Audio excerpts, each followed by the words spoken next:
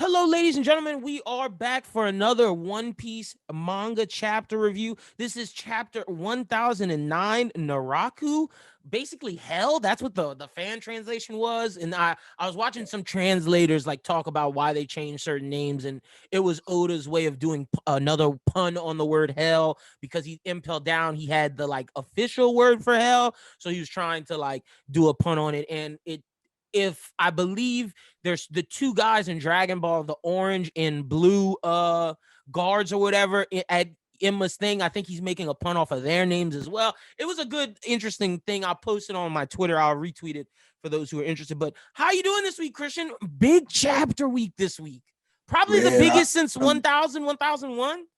without a doubt, I'm doing very well. As you can see with this background, I am very ecstatic after this latest chapter. A lot to digest. Very happy. We got a lot to get into. Did you watch the anime episode? Because I heard people said it was beautiful. I didn't. I'm Yes, watching I it did. as soon as we finished this. Was it Yes, awesome? I saw it this morning. It was excellent. Real Yes, okay. Just wanted to just yes, touch base on that for some of the people who are anime fans of the fans of the actual anime. But let's get into the right. chapter. The way we do this, I do a quick breakdown. I just do a quick summation of what happened so we can spend time deep dive in any specific thing that stretches out to it. So the chapter starts off with they're putting out the flames. Basically, Orochi's clowning and it has the whole fucking castle on fire. And then he runs into the scabbards, which I did not see coming. He runs into them. They have like some conversations. We'll jump more into this. And basically, the scabbards chop his heads off, chop them all off. And then they're like, we don't got time for this. Fukurokuju's going crazy. And Rajo's like, hold on, don't worry. I'm staying behind. Ninja shit. Ninja battle on the way. We then transport to the roof where Law and Kid have a very interesting conversation. We'll talk more about that conversation in a little bit because there's a lot to that conversation. And then boom, we get a reminiscence to Little Garden where fuck, what are their names? Grogi and the two giants on Little Garden, when they do their attack, it looked very similar Yes, to what Big Mom and Kaido did. They send a joint Yonko attack, and Christian's guy Zoro blocks it for like 2 seconds. Law pulls him out of there. We'll talk about how Zoro is after that. Luffy then just jumps at him, strikes him, gives him some of this, what's up, Kaido? You about these hands energy. And then Luffy gets punched, and then Luffy takes a big shot. We'll talk more about that. And then Law and Kid put into their plan to separate Big Mom. They take away each of her homies, and then they push her off of Onigashima, and the chapter ends with her falling. Now, Christian, let's start in the beginning. Man, Orochi yes. and the scabbards running into each other. Didn't see that coming. Yeah, but actually, we for once we can actually dive into the cover story before that because the cover story True. also has some interesting things. We don't have to dive too deep into it, but looking at those Jizo statues, I think that's a representation of the scabbards. So we have 1, 2, looks like 3, 4, 5, 6, maybe 7. So that's 2 scabbards that Missing. would not be shown. So perhaps that's 2 deaths. Also, I like Tama being in there because it seems like she Right. fits as the apprentice. As the apprentice, which goes to your point. So cover stories oftentimes cover double meaning. So maybe there's something to be delved into there. I looked into some of the patches on outfits that jackets people are wearing, and I'm not seeing anything that's standing out as like a hint per se. But I did enjoy the cover story. Yeah, same. Yeah. I was looking for hints inside of there to see if there was anything. Not too much on their clothing. Nah. So to get straight into the Orochi thing, first thing that kind of struck me is Oda definitely seems to be picking up the pace here because he definitely could have created more, I guess, lead up or build up to, okay, the scabbards were in point A, Orochi's in point B, and then they converge. But instead, and I don't have a problem with this because me neither. The anime is going to keep up with this, and Oda's moving quicker, which means we get more of what we want to see. Yeah. So we just get this appearance like the scabbards and Orochi just meet face to face, and I absolutely love it because, as you said in your briefing, they kind of don't really mince words. Orochi just says like, "Okay, y'all got beat up. Now I can take y'all out. Yeah, y'all chumps. I'm usually a little bitch, but I think I can take you out now." And we see each of the scabbards, specifically Kinemon and Denjiro, I want to highlight. They both have these, very, very pissed off faces. And in a very synchronized way, they just behead and say, you know what, we don't have time for this, which for me was major, mainly because I'm still a little bit jaded over the whole fandom saying that like Orochi was supposed to be this large entity that might be Zoro's final opponent. And it's just like, that is so beneath him. And so when we got Shinobu, I forgot what chapter it was, but Shinobu was talking about how Orochi wasn't anything, that they had to take down Kaido. And we see that the rest of the scabbards also understand that. So the fact that he's not being dealt with very seriously, he's kind of just one shot again. Yep. I love that. Now, my speculation on this is that Orochi is still not dead. Yeah, I'm with you. I don't think he's dead either. Some people are counting the heads and saying like, well, he has 8 heads and, they only cut off 7 because there's only supposedly 7 that are there at the moment. Well, I saw someone count 5. So like, it's either what you're saying to where 7 are gone and there's 1 life left. I saw people said because the Kaido one, he came with 7. There was 5 scabbards that cut it off. So he has 2 lives left. So they've taken out 6. But I'm kind of the belief that like, if he comes back, he's less Yamato Orochi and more Hydra, and they're gonna have to like either synchronize 8 people, cut them off all at one time, or like when they cut it off, they're gonna have to like burn the wound almost to where they can't grow back, or stab him in the heart, something along those lines. Something along those lines. But I think that Orochi is about to be used as a device for essentially a cathartic revenge. So I feel like when we look at Orochi, how many people would, satisfy our desire for revenge? So to me, Kaido killing him was beautiful. Yeah. Was it enough? No, I wanted the scabbards to do it, which is what they did here. But the sentiment of having someone who backstabbed and betrayed, being backstabbed and betrayed, is poetic. So you've got Kaido betraying him, crossed out. You got the scabbards, they've done it. They've gotten their revenge. Nice. So now we still have like Momo/Hiyori. We still believe Hiyori is somewhere there. So I would not be surprised if Orochi revives and then Hiyori one-shots him somehow. Now, I don't know. Or that might be the big battle for her, like a test almost. I don't know because, as of right now, just, I was rewatching some of the earlier Wano episodes, and specifically a lot of the Zoro Hiyori stuff. And Hiyori seems to be very, very knowledgeable about things. Like when she's talking to Zoro specifically, I know this isn't pertaining to this chapter, but I'm going to tie it in there. She is the one who was talking to Zoro about, hey, return Shusui, I'll give you Enma.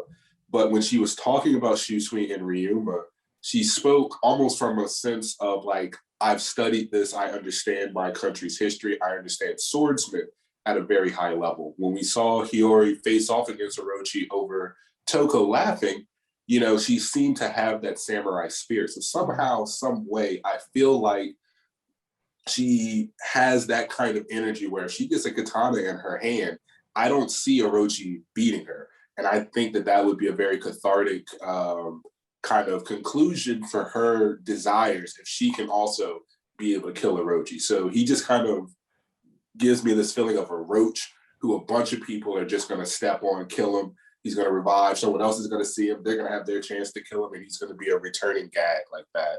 How I'm feeling as well.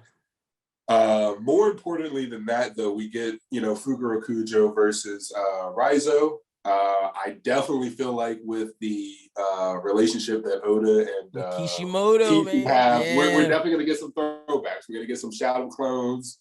They might yell each other's name like Naruto and Sasuke did. Might get a fireball jutsu, something. We might get fireball, like, I don't know. So I'm here just to see basically any hints or Easter eggs to, other ninja shows in that class. But I definitely enjoyed how quickly Oda moved on from Orochi. Because as soon as I saw him, I was like, he's filth. And the fact that he just got one shot and we moved on, I absolutely love that. So and it just shows that, like, it shows that like the samurai, like, bro, he's not worth y'all's time. Like it He's was not. stated, Odin could have killed him 10 times over if he wanted.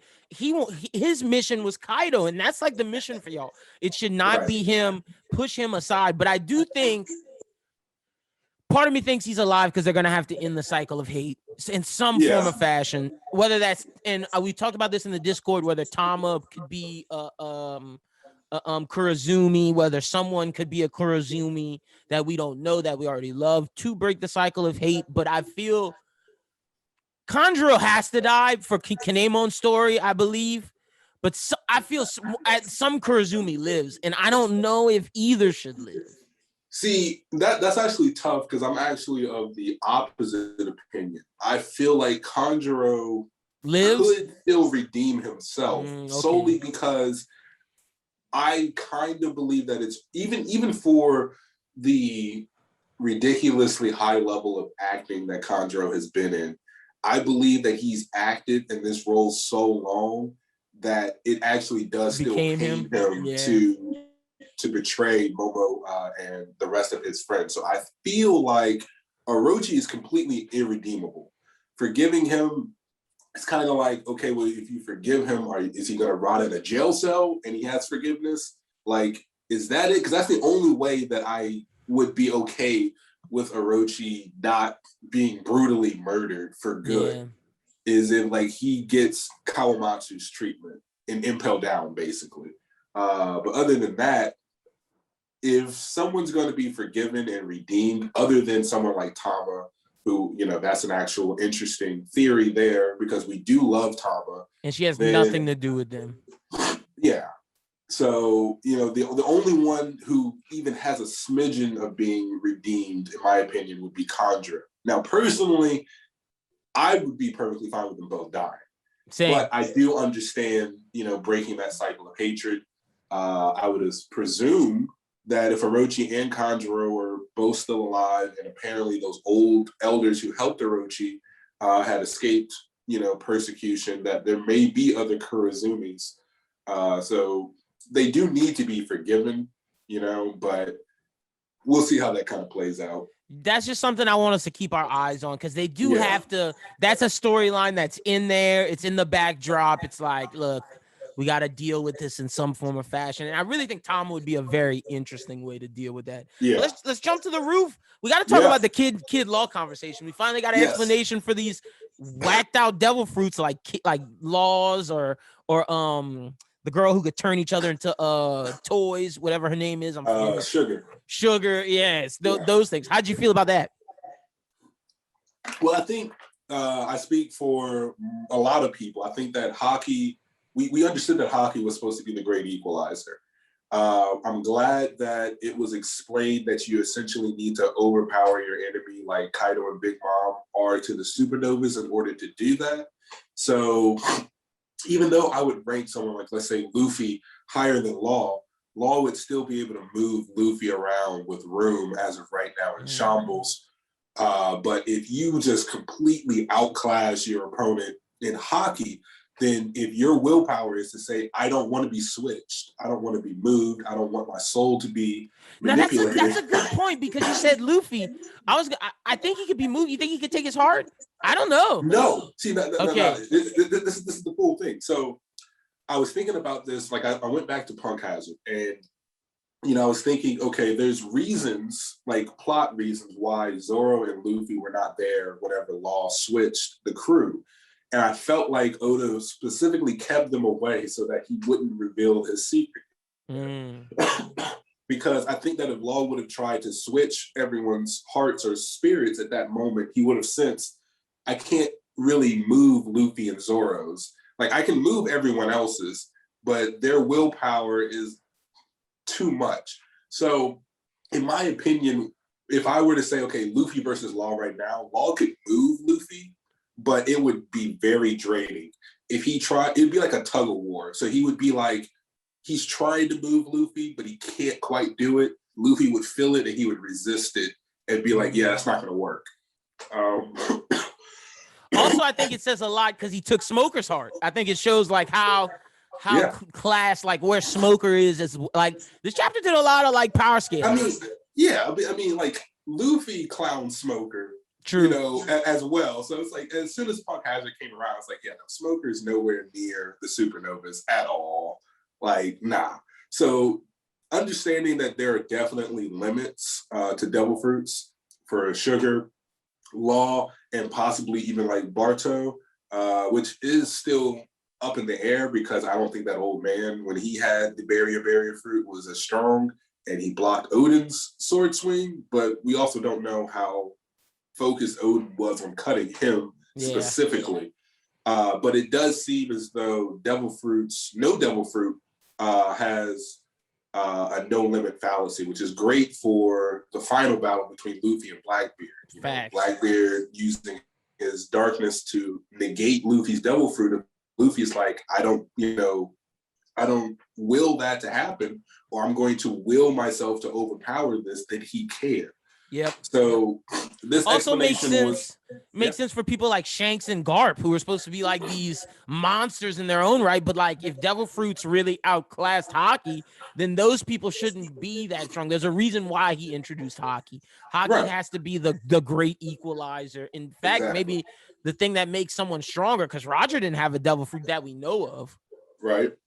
It's Hockey. And, you know, another real quick way to notice that is if you go back to Marineford, Kizaru, Akainu, and Aokiji all damaged Marco.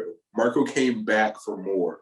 Garp punched Marco one time, and Marco did not try flying for the rest of the war. True. He got punched one time.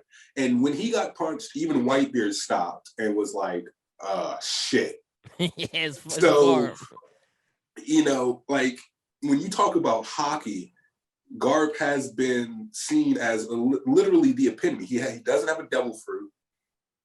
He put all his eggs into Hockey, and he seems to be a top tier just off of Hockey. And he, you know, made a fool out of Marco, who may have one of the best devil fruits, period, just because of its regeneration and of the way that you can utilize it. And Garp shut that down with one punch. Did not like actually fight him. He just punched him once, and Marco was like, I had enough. Yeah. So yeah, that was beautiful. So I'm glad that we finally got that full confirmation. And now it's to your moment, man. Take it away. Well, okay, so we're getting there. So this is interesting. I want to know what your opinion is on this. So obviously we know Luffy has future sight. So Luffy sees into the future. He knows something major is coming, right? Mm-hmm. So on the next page, we have Zoro saying, uh-oh, this one's bad, before the attack comes. So obviously observation Hockey lets you know that there's an impending attack coming. So all observation Hockey is like a subtle or a lower version of future sight to some degree. So do you think that this is just him noticing that something big is coming, or do you think that Zoro is seeing like a second into the future? I don't think it's major. Like, I don't really think it's future sight, but I do think that Zoro was able to kind of sense what was coming before. Because Killer does too. Because Killer says something right after he does, like before the strike says there's no way to avoid it. Yeah, and I'm thinking Luffy was legit future sight, and I'm thinking that like Zoro, Killer, and the rest they have just really good observation.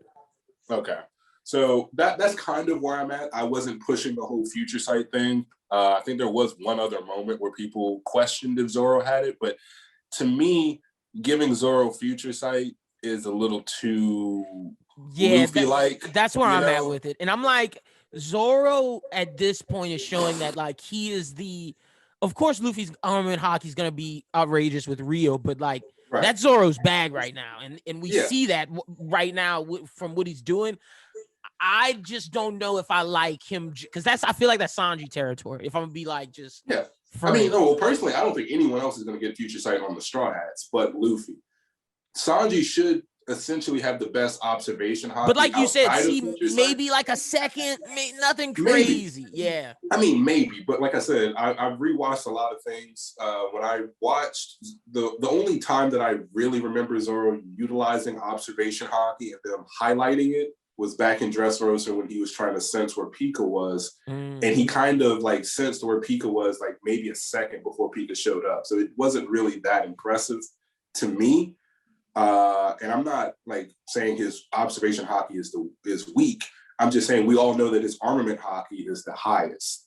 He was experiencing exactly what Luffy learned from, Hyogoro back in Dressrosa versus Das Bones. I mean, the exact quote. So, and we also know that Rio comes to swordsmen a lot easier than any other category of combatant. So for Zoro to be here, tanking this blow, he's obviously using armament hockey, Rio.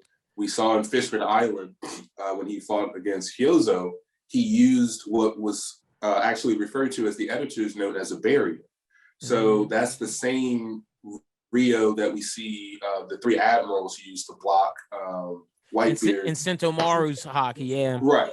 So now, interesting thought that you say that the swordsmen are the easiest to do Rio. It makes sense because, okay, so basically Rio is just taking your hockey and putting it as you strike into someone else. They're already used to putting their hockey into a sword. Right, exactly. Makes a lot of sense. So it comes easier to them. And that's exactly what we see here. And what I love about this is, again, we get what I feel like is a flashback to Thriller Bark, where Zoro says, okay, I'm going to take on the brunt of this. I'm going to handle this entire situation so that no one else has to deal with it. And that's exactly what he does. And what I love about this is that we actually get, first of all, that top image. So we actually see, yes, he is canceling out the attack for a moment. Kaido and Big Mom notice that their attack has been stopped in its tracks, and they react to it. Zoro tells everyone to move away, and this is where I'm about to get back into some more interesting ideals. So I've been saying for a while that I feel like Wano has been a moment for Kid and Killer to really, really take in who their rivals in Luffy and Zoro are. Mm-hmm. And so to me, it's very interesting that Oda chooses to draw specifically Kid watching Zoro block this attack. He doesn't show, like Law, Luffy, and the rest of them until the next page. But on that same page that Zoro first takes that blow, we see Kid watching this. And so I really get this feeling like Kid and Killer are watching Luffy and Zoro and are like, yo, we got to step our shit up. So I'm really hoping that as we move through this chapter, when we see, as we move forward, Zoro is, barely hanging on after Law saves all of their butts by moving them out of the blast range.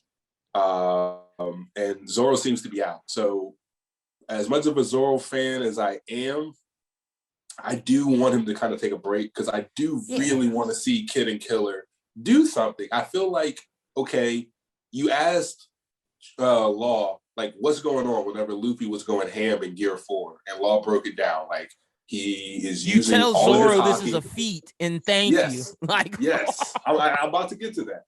Law breaks it down for Kid. Look, Luffy has this power. He's exchanged hockey for, all of this power. His power comes with a price, but Kid is looking at that like, I've never seen power like this from one of my contemporaries. That's major. Zoro's cutting through Kaido's scales. Killer is like, whoa, like, I gotta step my shit up. So that's what I'm hoping to see. And real quick, just to the people that are like, how could Zoro block this? I'm thinking, all right, this kind of scales Mihawk in a sense, because there's no way you can tell me Mihawk didn't throw a 100% power strike at Zoro. If anybody can do it, it's him.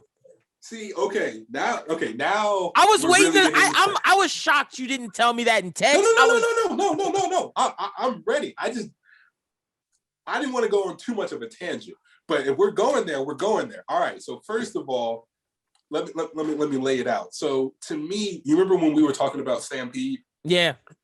I really felt as though Stampede was somewhat lackluster because Oda did not want to ruin too many things. But if you really analyze how Wano's going and you look at Stampede, It's very we can similar. tell that it's the inverse of most movies. Like most movies will have, Dressrosa will air and then we'll get film gold. We got a war arc with the Supernovas before Wano. Mm-hmm. So if you really break down Stampede, you'll begin to notice some things. So Fujitora drops a comment. Everyone else runs away. Zoro's the only one who runs towards the issue and deals with it, right? So to me, that is the derivative of what's happening in this chapter. Zoro handles it, but doesn't really handle it. And then what happens immediately afterwards? Mihawk comes in and with one slash completely decimates the entire thing. So when I'm reading this, I'm saying, okay, Zoro was trained by Mihawk.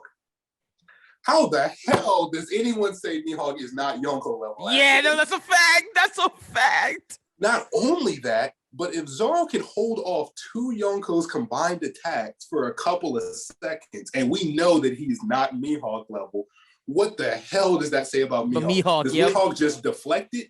Does he block it? Does he cut it in half? Does he just go right through it and then cut Kaido and Big? Like, wait a minute. Like, this is crazy for Mihawk. So all these people talking about Mihawk is equal to Visa, please shut the hell up. Yeah, okay? they got to stop with that. Yeah, Stop. No facts. And then that makes me think, and I know we already saw the panel with who Kaido respects, but that makes me think, my God, what would Shanks have done? Jesus. Right. I mean, but I mean, we should know how strong Shanks is because 3 Admirals was like, nah, we cool. We just gonna walk away from y'all. I'm personally gonna hold judgment on that, because although I definitely believe that Mihawk and Shanks are both probably like pushing Whitebeard and Roger levels, we also have to take into account, okay, Blackbeard was there, Shanks was there, and these admirals were exhausted. So they were like, hey, if y'all gonna go, then, we'll chill out, all right? So I don't know what Shanks would have done. I don't know what Mihawk would have done, but the fact that Zoro is doing this tells me that there's no way that you can downplay Mihawk at all. You can't. There's no way. That has to stop now. Yeah, it does. And something else that was really great here is, right after this happens, after Law saves all of their butts, we see that Luffy goes straight in to attack Kaido. Right? Also, respect to Luffy. Like, I know my swordsman's good. Like, I'm not. That's exactly the point I was going. That's exactly when, like, okay, so you see that we know what happened when Luffy thought that his crew was messed up. He lost his shit. So the fact that Luffy is big cheesing in the next it's like, my guy's page, strong. He's like, yeah, I know he took that, but he's okay. And now I'm gonna get you back, Kaido. So he's throwing this punch in base. Kaido dodges it. So, there's something to read there, because again, it's still believable. Beforehand, I'm thinking there's no way Gear 4, there's no way Luffy Base outside Luffy, of Gear 4 or higher can do anything to Kaido. And here Kaido is dodging a, red something. Now, a lot of people are saying it's Red Hawk. It most likely is Red Hawk because he seems to be in Gear 2nd. Oh, it's not Red he doesn't Rock. say. Is it not? Oh, man, this is good. This is great. And that's what I'm saying. Like, a lot of people think it's Red Hawk. I actually don't think it would have been Red Hawk. I think it was Red Rock, yo. I think he could have did it. Red Rock, though, wasn't that Gear 3rd, though?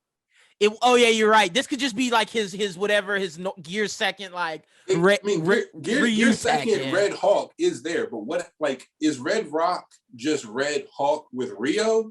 That's what I thought.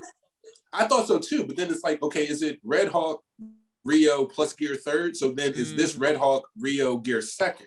And if that's the case, is it still Red Rock, or is it, like a low level of Red Rock, or is it a higher form of Red Hawk? I don't know. Regardless, I think that this blow has Rio in it, so it's not a normal pre-Wano Red Hawk anyway. Yep. So regardless of if it's Red Hawk, Red Rock, or some other red something, Kaido's dodging this, which again goes back to that point about, are they going to be ready for other Yonko level opponents? And if you have Luffy in base competing with a Yonko, then yes, The answer to that is absolutely it's yes. absolutely yes. And then to the point that I told you in pre-pro, the only time I've seen Luffy's hockey not be effective, and it was against Katakuri. The same exact scene happens where Luffy gets punched or punches, his hands start hurting. And then literally, as the fight progresses, his hands stop hurting and he starts to deliver damage to Katakuri. We see the same thing here. It's coming. It is 100% coming. And where everybody thinks Wano's gonna fail, I'm off that. I don't see it happening. I don't see it happening. The only failure is the thing collapsing, and I could see that. But as for them losing here and Kaido and Mom going elsewhere and them going get him, that's not happening. No, and I'm 100% off that. And so to go off your point there, I mean, on the next page we see Kaido is just starting to knock Luffy around, and again, this isn't Gear 4 hockey. So Kaido goes from knocking Luffy out of Gear 4 back into unconscious base to Luffy in base blocking Thunder Baguas, or and maybe that's hybrid Kaido. In height, which means that his attack potency is higher. The highest, yeah. So I don't think that this first one is actually a Thunder Bagua, because I don't see any sparks or lightning or anything. But no, not the first one. The second one is though. But even Kaido casually swinging, well, I wouldn't even say this is casual. Kaido swinging his club for real in his hybrid form, I believe, does outmatch normal Thunder Bagua from his base. So this smack from Kaido's club is more powerful than the Thunder Bagua that knocked Luffy out of Gear 4 originally. Which means, to your point, Luffy is currently growing. And to your point earlier, as of Whole Cake Island, I literally started unironically calling Luffy a Saiyan, because that's where I really felt like his hockey blooms turned into Zenkais, and it was happening during the battle. Like, I mean, I've seen, obviously Luffy versus Lucci. I didn't necessarily feel like Luffy grew so much in that fight, so much as it was like his endurance. And there were other fights like that. But here, ever since Katakuri, Luffy's like, okay, I'm going to start at this level, and I'm going to end up at a new tier. Absolutely.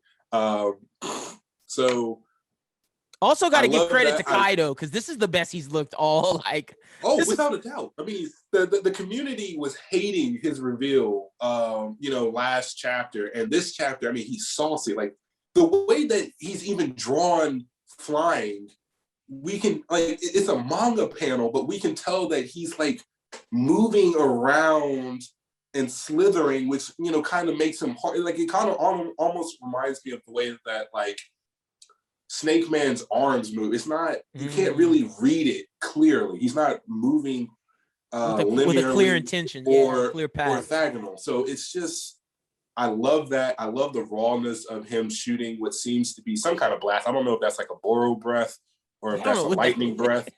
I don't know what that is, but that blast beam like Broly from Dragon Ball Super Broly was excellent. Also, remember how we asked? We've asked this for 2 weeks straight. Will Luffy be able to do the Roger Whitebeard-esque hockey punch? And he's gonna have to, because Kaido just hit him with one. Right, and that's what I'm saying. So I'm also the Zoro killing Kaido thing. Again, I got to come back to it. More and more evidence. You've got Kaido using Buddhist terms. 3 realms? Like, come on. 3 realms has to be a reference to 3,000 worlds. Like, come on. 3 realms, 3 sword style, 3,000 worlds. Like, come on. Oda is just spelling this shit out. But that hockey drip was on that Ragnarok was, oh my God. Like when I saw that and I saw Luffy just, ooh. And then he's in base 4. Like, do people not realize this isn't Gear 4? This is base 4 Luffy. This is crazy. This is not, I know that hurt. Like, God damn. Like when I saw that, I was like, okay. It's time. Okay. All right. So I don't know what condition Luffy's gonna be in, but we all know Luffy's not dead, obviously. I don't think Luffy's going to be taking a break like Gear 4, which means Luffy somehow takes this. Somehow. I don't know. But somehow he takes this. I don't think he's getting a new scar, which means somehow, I know this is a little bit inconsistent, but how did Akainu leave an X on his chest? He had to Akainu be just hits him with this. He had to be super weak. Like Rayleigh told him. Rayleigh was like, "Look, bro, you can't go. You gonna die." And like, it makes sense. Like, yo, you gotta give Rayleigh some props. Rayleigh and Mihawk are teachers of the year for these boys Without to come out and do this. Like, without a doubt. But it makes sense when we see the anime. Rayleigh's doing 2 fingers to Marco's attack. Like, what are we talking about? Like, come on, man. So that was to me, that was excellent because you came back, you gave us raw hybrid Kaido, which is what we wanted to see. Yeah. And you still make Luffy look good without making it look contrived. Because again, I never would have expected that in chapter 1009, Luffy would be looking this good against Kaido after what he looked like against him beforehand. But yeah. So let's move on. Yep, because now we just get to the kid feats. Kid got some feats, baby. Finally. So, we find out that Zoro's not taken out yet. He gets up, but he's very, very tired. So apparently Law and Kid in the background came up with some kind of plan to trap Zeus. Do you think Kid put some electromagnetic shit in the box? Okay. Absolutely. Cool. I've been saying that for a while with magnetism. Magnetism is connected to the electromagnetic spectrum. So it's time that he does something about Zeus. And this to me was excellent. You trap Zeus. I don't know how Zeus is getting out of here. Especially if any of that has like circuitry in it, which might be able to like conduct and keep Zeus's electric powers within that metal contraption. So that was beautiful. I love the way that also Law sets this up, where Big Mom is seeing, okay, you're taking away my homies. So y'all think that if you take my homies away, y'all can beat me. Yeah. So that was beautiful. I have to admit that, so when they trap Zeus, and then Zoro shows up after Killer's like, hey, can you manage? And Zoro's like, hey, I better. Like, I gotta do what I gotta do. So, he handles Prometheus, Big Mom falls.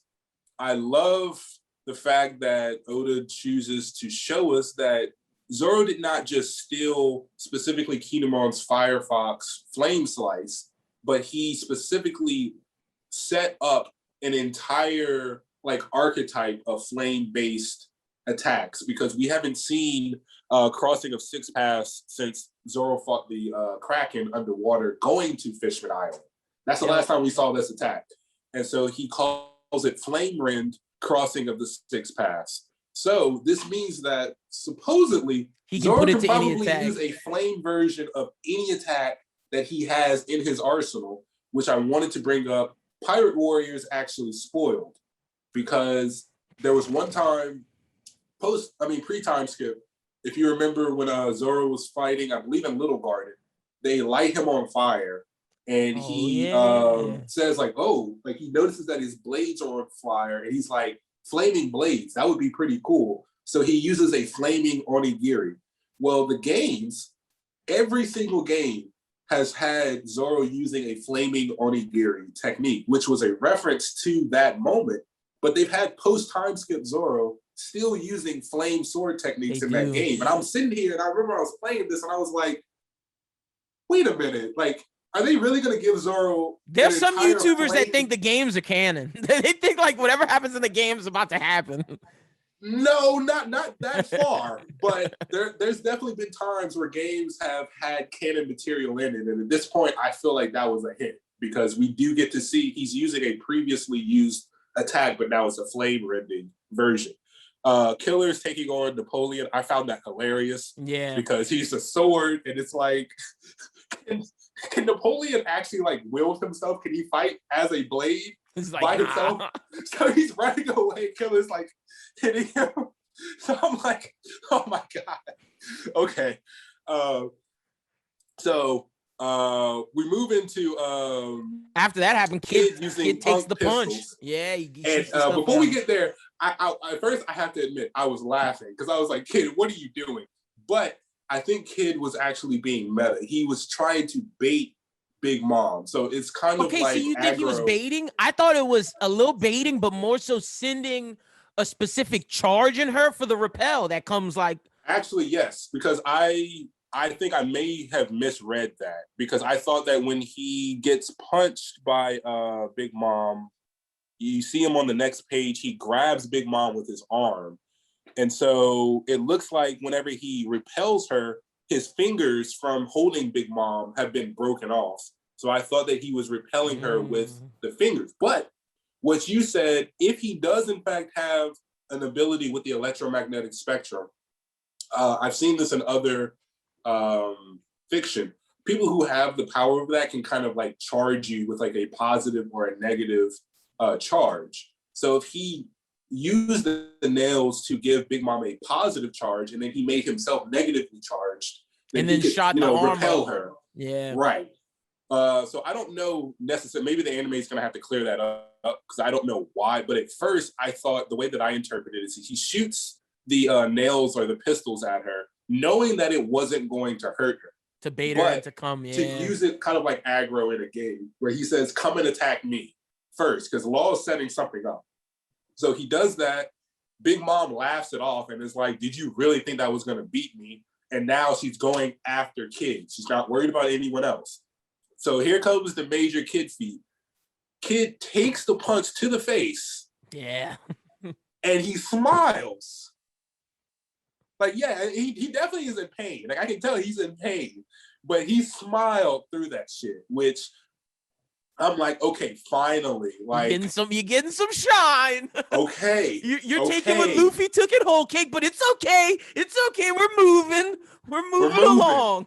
We're moving. So, Law comes in here, knocks Big Mom with the boulder. That to me is beautiful. But again, Oda completely whited out the background. So we don't know if, she's falling into the sea, if she's falling into Onigashima, if she's going to fall somewhere else. I know you have some theories about that. I assume that even because it's whited out, I take her words for serious. I think there is sea below her. Like, I don't think there's any way she falls to another level, like how people say. Now, granted, it could be like she could miss the sea and hit like the capital. I could see that happening.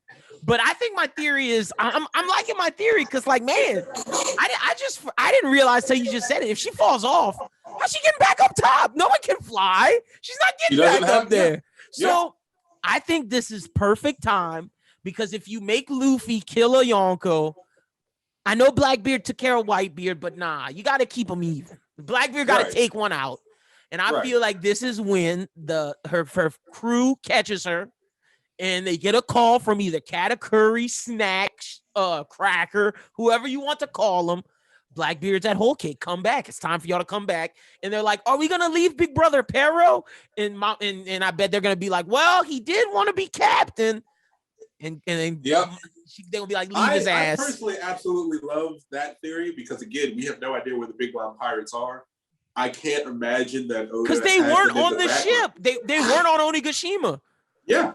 So I can't imagine that Oda would just be like, oh, yeah, they're just chilling on the ship for the entirety of Wano Kuni. So it's like, no, they need to be somewhere doing something. With Zeus being taken and Prometheus being taken, Big Mom cannot fly. I don't, what I am scared of is not her hitting the sea, but her hitting the capital.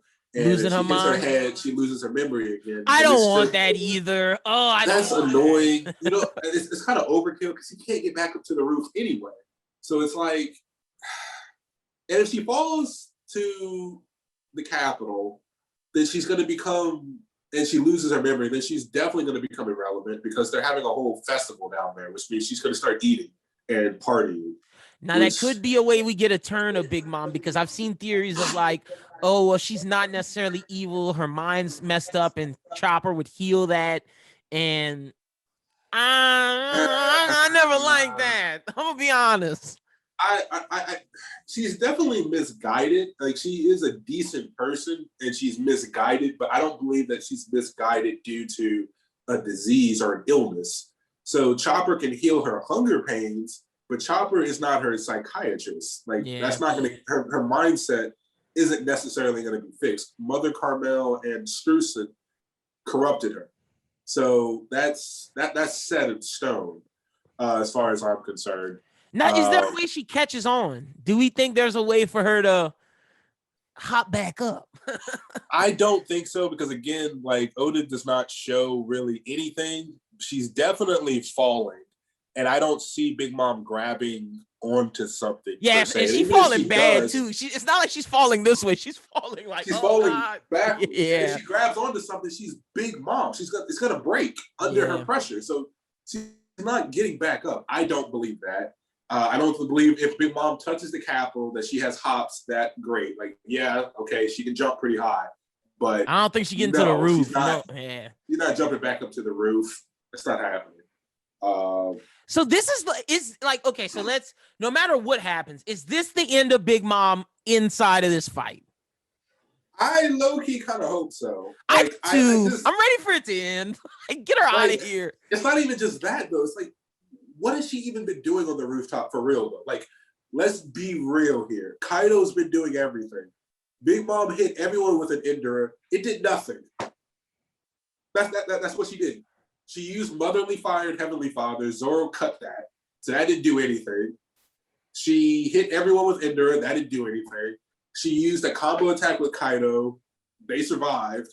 Like, what is she doing? They've now trapped your homies. What's gonna happen? Now question, how does okay, so this is the only thing, the Discord keeps saying this to me, and this is the only thing that makes me like, does she leave? What do you do with her homies? Well, in the Discord, the homie, is it Verson? Yeah, Verson. Verson talked about how Nami is set up for an Amazon Prime delivery. Yeah. You know, that box containing Zeus get dropped right back down, right where Nami is, and I actually really like that. I like that as well. But what do you do with Prometheus and Napoleon? That's the question. That's what I'm concerned about. Like, can she make other? Can she take the souls back from them and like put them in another thing, and they turn back to what they? I would imagine so. Like, and I don't like. Okay, so with her ability to control souls, it would not surprise me if Oda wanted to get her back to the rooftop. And so, like, she falls off. She's like, okay, well, Zoro's cutting up Prometheus. Obviously, Zoro is tired, so I don't know if he can continue to keep Prometheus cut up. So Prometheus could either go get Big Mom, possibly, or Big Mom could, like, rip the soul out of Prometheus, find another fire, and imbue that fire with the soul, and then be like, okay, this is your new body, Prometheus. Rip the soul out of Zeus, you know, put it into another thundercloud. Or she could just make a new Prometheus and a new Zeus. But I don't see her doing that midair. Like, her soul, her Devil Fruit abilities tell me that she should be able to simply just make another Zeus and another Prometheus. But her doing that before she hits the ground, I don't see that. I don't see that happening either. Okay, cool. We're on the same page with this, man. Interesting. Yeah. All right, well, if this gets rid of it, even more so what we were talking about earlier about how I don't see this failing, because if this is the ploy to get rid of her, then we're about to just get Kaido 1v1 with the guys, and like Kaido 1v5. Like, all I'm saying is, look, if 2v5 wasn't getting it done, 1v5 is I definitely see Kaido getting defeated now. And I think it's so interesting that you made the Stampede correlation, because it's literally that versus Bullet. It's Law, Luffy, you substitute Smoker, Boa Hancock, and I guess Buggy was the last one who didn't really do anything with Killer Kid and Zoro. It makes sense. That's what it is. And in Stampede, the fact that you sent Zoro away and didn't give him anything to do because he would have been there makes a lot of sense. Right. And like I said, it's the reason why I like when I knew Kid had Conqueror's Hockey, and I remember seeing that clip where Bullet and Luffy were clashing, and I'm like, okay, look, like I'm all for Luffy versus someone else doing a Conqueror's clash like Katakuri he did, but like it should have been a 3-way clash. Kid should have been there, been like, I could do this shit too. So it was like Oda did not want to pull all the stops before he actually wrote them down in his manga. So definitely that. Yes, we're in there. No break too, so we're not doing Alabasta anytime soon. So like we're in here. Like I'm loving it. This chapter is crazy, man. I never thought I'd see some shit like this. It is phenomenal, and like like I said before, I really cannot just get over how hype I am that post this arc, like really, I feel like the Straw Hats can go up against anyone. They are like, you can finally give me a story of Luffy and the Straw Hats versus almost any other entity, and it's like, okay, I buy that. They're ready to show up. Yep, I'm with you. I'm with you 100%. Now, question: do we stay on the roof? Or do they just show what happens to Big Mom and then we go down? Look, I was wrong earlier because I didn't think we were going to be getting Roof Piece anytime soon. Me neither. And we got a whole bunch more. But see, this wasn't even like, to be fair, we did say something like this would happen. Maybe not to this extent. We said they would go back up and then show what happened and then they come back down. That's kind of what I think. Oda just put a little sauce on it. I mean, he definitely put a little sauce on it, but it's like we got Roof Piece is like the majority of this chapter. That's true. And like the only other thing that wasn't was like the one-off Orochi thing earlier.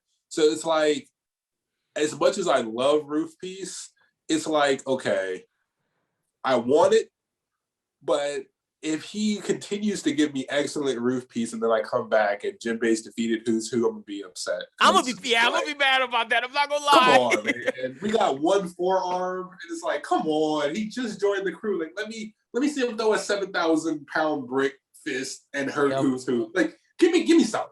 You know, I'm hyped for Robin finally, you know, talking her shit. Give me something, you know? So it's like, I love Roof Piece as much as everyone else does. I am going to be perfectly fine with getting Roof Piece. But if we find out that everything below the roof has been off screen, I'm going to be upset. The fact that Sanji still doesn't have an opponent, man. What is going on? It's rough. It's rough. That's why I really feel bad for the Sanji fans at this point, because it's rough out here being a that Sanji Sanji fan. doesn't get King, the more that people are going to downplay him when he does. Because if King is really like beat up because of Marco, then they're going to be like, oh, well, Reitsu Sanji only beat King because Marco drained him. It's like, come on, Sanji, find someone of significance and beat their ass in very cool fashion, please, so I can stop. You know, come on. I'm with you, but that's all we got this week, man. Christian, tell the people where they can follow you out on social media. Yep. Instagram and Twitter, Art Season, ARCHSZN. If you want to see my graphic design content, it's going to be Design Season LLC. Y'all make sure y'all go follow Christian. Check out his art. Y'all can follow me at LinBWT. Follow Bros Who Think at Bros Who Think. Be sure to subscribe to the YouTube channel. But we will be back next week, man. Another thing. I text Christian every Wednesday like, oh, you saw the spoil. I'm going to be back texting. Oh, man, I'm hyped. This week's going to be crazy. But the spoilers didn't even do it justice, man. Golly. But we will be back next week. Until then, peace.